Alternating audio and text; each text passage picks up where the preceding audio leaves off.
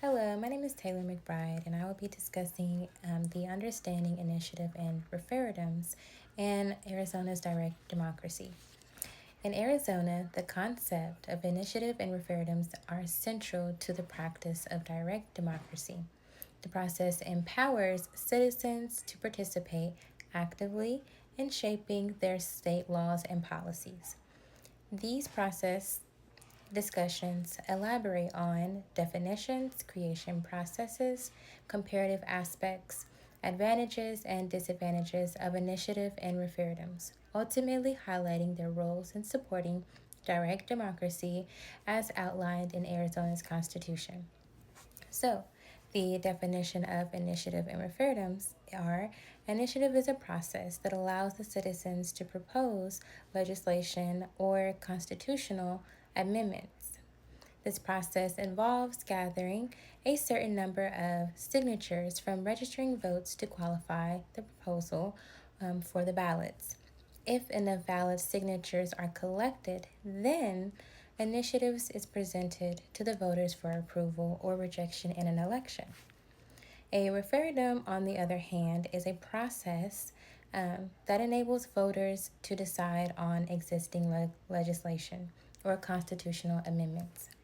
In this case, the law has already been passed by legislators, but voters can choose to approve or reject it through a ballot measure.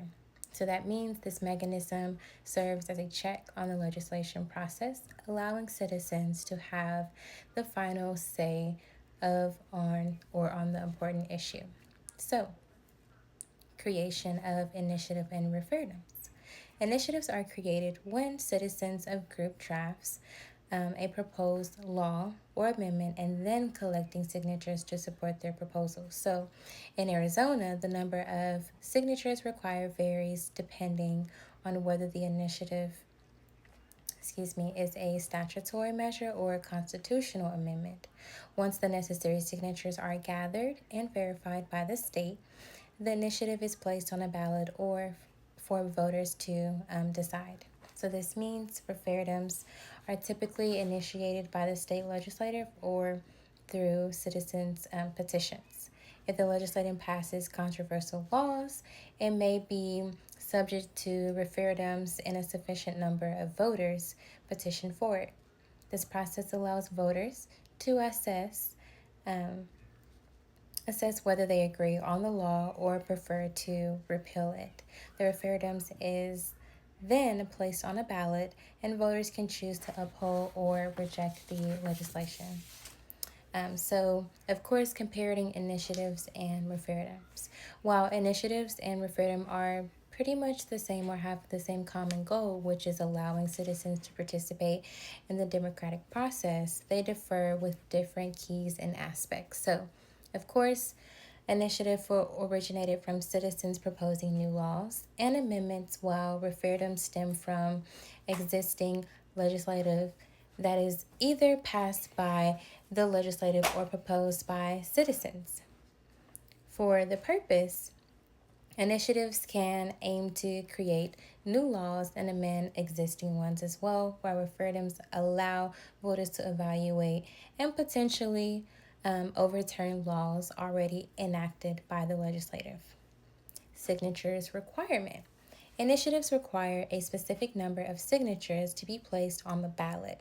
So that means whereas referendums may require fewer signatures depending on how they are initiated. So there are pros and cons to this as well. Which the initiative for pros would be empowers citizens to propose change to laws and policies that reflect their needs and preferences. It also encourages civics engagement and participation in the legislative process. So that also allows for timely response to emerge issues that may not be addressed by legislative as well.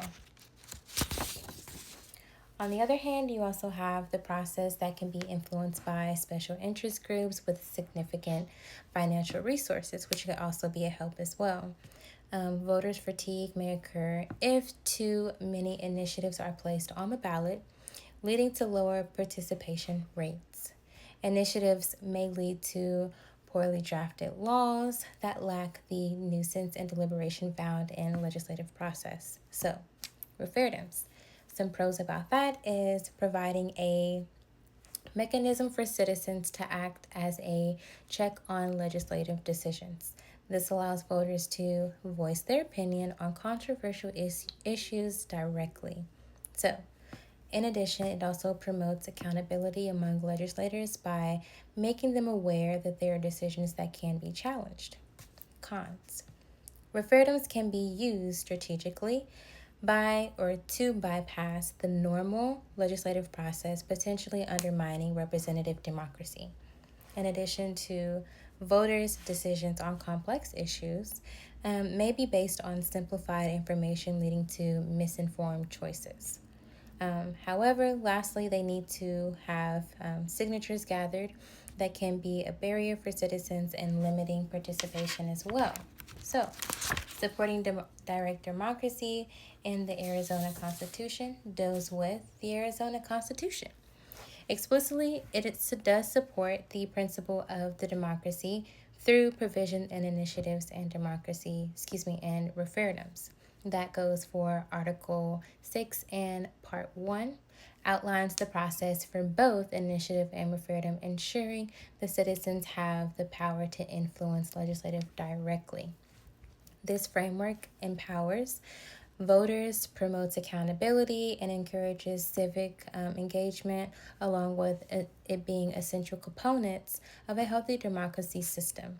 So, in conclusion, initiatives and referendums are vital components of Arizona's direct democracy, allowing citizens to shape the law that governs their lives. So, by understanding these processes, students are allowed and can participate in importance of civic participation that impacts their voices and the democracy system. Thank you.